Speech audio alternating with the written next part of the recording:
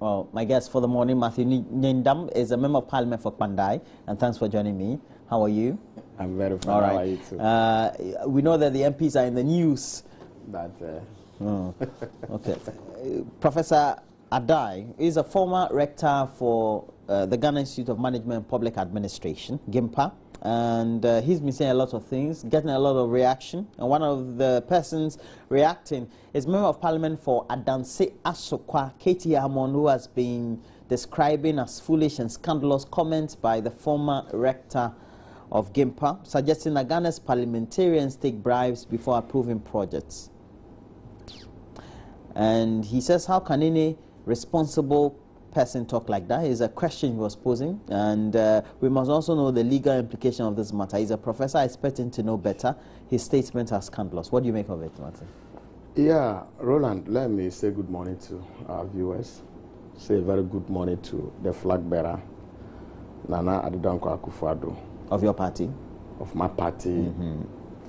We hope and pray, and we'll work hard to win come 2016.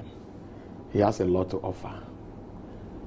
And I know what I saw some few days ago when we ran up the Rice and Bold store.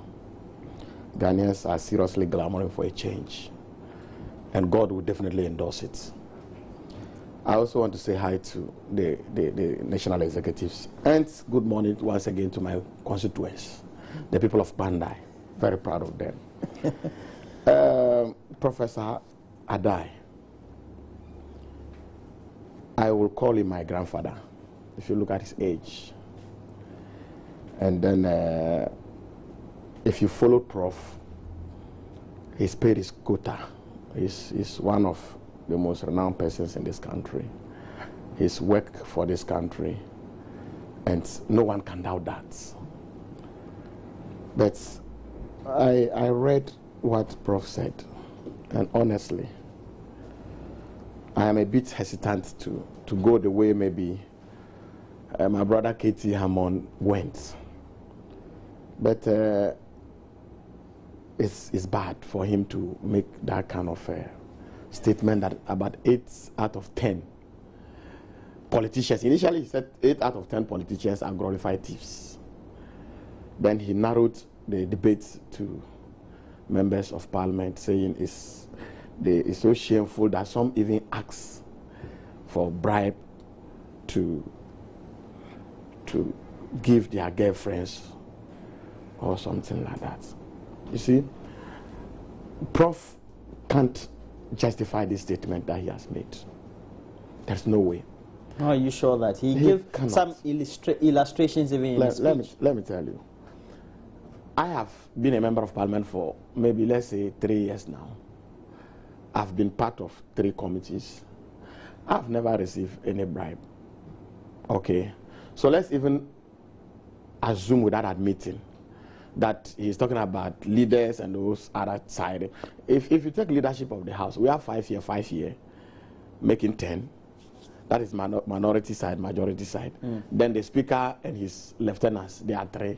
Making 13, and even put all together to be about 50 MPs who are leadership. That is committee and other things. So if you say 8 out of 10, how do you get the numbers? It doesn't even add up, you say? It doesn't add up. You see, so if you say 8 out of 10, it's just like what Black Rasta said the other time, that 80% of members of parliament smoke. There is no way. That doesn't mean that some members of parliament doesn't smoke. That's not what I mean. Parliament is an institution. We are made up of human beings. So some of these practices, some might. I cannot run away from it. And it's not the first time people are tagging or saying that people, members of parliament or politicians are corrupt. It's not the first time. You see, but where I have a problem with Prof is to add that they say laptops and people ask for girlfriend. That is uncalled for. You see, it is not the best. And I will want to appeal to him, because if he decides not to do something about this statement, obviously he will. What should he be doing? He should be apologizing. Yeah, because you see, sometimes when you are speaking and you are charged, you are most likely to say certain things in the heat of the moment. In the heat of the moment, we are all human beings, and the fact that he's a professor, his pay is quota, does not mean he's not fallible. No, he can err. And this, I'm sure Prof will not be very happy reading what he has said. I am very sure. And he should be coming out. He said the things that he said. Yes, sometimes. And you're saying that going back and reading them in the way they've been reported in the media, he wouldn't be happy. He won't be happy about some of the comments because there is no way he can justify it. You see, and when he allows himself and he's brought to Parliament, you see, he will open the box and a lot of people will feed on it and he might not. You see, sometimes they forget to look at Parliament as an institution. You don't look at individual members of Parliament and make a comment. Look at Parliament as an institution. You can't denigrate Parliament the way he went. If you do that, obviously, you have to come and justify. And there is no way Prof can justify this. There is no way. Where is he going to get it from? You see, but sometimes when you are charged, when you are emotionally charged, you can say some of these things that Prof said. But he should do something. He said, I respect him. I know some of us might not even get to where he is, but it's bad taste. It's very bad for him to say. So usually, what will be, if, let's say, there's no retraction or apology, what will be the steps that will be taken? Oh, at least, if you look at what the last two. Yes, okay. The last season. Ali Professor Dudu appeared, Black Rasta appeared, and also how they begin to look like angels. You see, sometimes when you are in your corner, you think you are very powerful. But when you are brought before Parliament and we invoke all the arsenals on you, you will mellow. That's why your status. You will mellow, especially when you are wrong. Okay, especially, you see, you can be as powerful as anything, but when you are wrong, you are wrong. You succumb. You see, and that's why I think that Prof is created an empire around himself. He's done very well for this country. He should not allow himself, you see, to come before the Privileges Committee, because when he comes, people will deal with him. People will grill him. That's why, and he cannot, I can tell you, without any fear of contradiction, that Prof can never justify this claim. Do you think that he should issue a statement? That will help. Anything at all that will take away this anger, okay? Anything at all that will help him cleanse himself from this particular statement. Cleanse. I'm telling you, this is a damning statement, and it's hanging around him. So the earlier he does it, the better. The better for him, because very soon we are resuming, and I'm sure the very day we're going to resume, if he refuses to do something about this, it will come up on the floor of Parliament. And I'm telling you, the Speaker will definitely refer this issue to the Privileges Committee, because we've done it before. So if you get yourself into it, why not? You all animals are almost equal, so we won't say. And Professor will come again. So, well, some journalists in the Western region who covered President John Dramani Mahama in his Changing Lives tour, which he started on Monday, got involved in an accident, leaving one in a critical condition. Yeah. Just make a little commentary, then we'll move on to a substantive of what we're here to discuss. How does he call that tour? Changing Life. The tour. Changing Lives tour. See, I'm not surprised. As for these people, they are just copying and copying. When Anna started Rise and Build, he has also started a Changing Life tour. Anyway, that's not bad, an idea. He's a president, he can go around and visit all of us. But he should not name it. Me, if I were him, I wouldn't name it. You are just going around.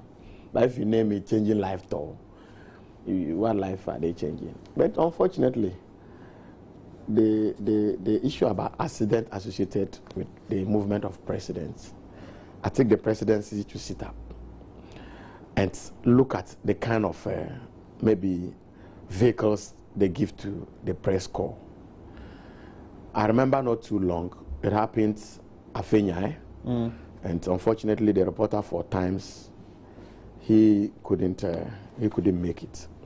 It was a sad situation. I remember the president also attended that funeral, and he also spoke well. But unfortunately, that young man couldn't come back again. It nearly happened yesterday. It's not good news. But I think that the presidency should sit up and look at it very well. Maybe the kind of vehicles they give to the press corps, maybe it's not the best. This one is a member of the press corps. It's a regional correspondent, so to speak. So they were not part of the press. They are not part of the press corps per se, but they were part of the journalists who went to cover. Yes, they were part of press. Yes, definitely. So they were pressmen. Yes, press. In the Western region. Sure. So every press is press. So I think, well, yeah, if you look at if you look at it that way. Yes, and that is what everybody should look at. So I think they have to look at it very well, and also look at, is it about the speed too? Is it that the unnecessary overspeed to follow the Land Cruisers and all those things? What kind of drivers do they give? All this must be done and properly checked. Other than that, it has happened before. The second one is happening. If you are not lucky, the third one happens. People read so many meanings into it. And I think that accidents can happen. We all must know that it's not about the presidency movement alone. After accidents, anybody at all can get himself involved in an accident. But we need to look at it, especially when it involves the presidency. It's becoming 1, 2, 3. No, it's not the best. But I wish my friend a speedy recovery. And I think all attention that he needs must be given to him. And hope he comes back to do his work.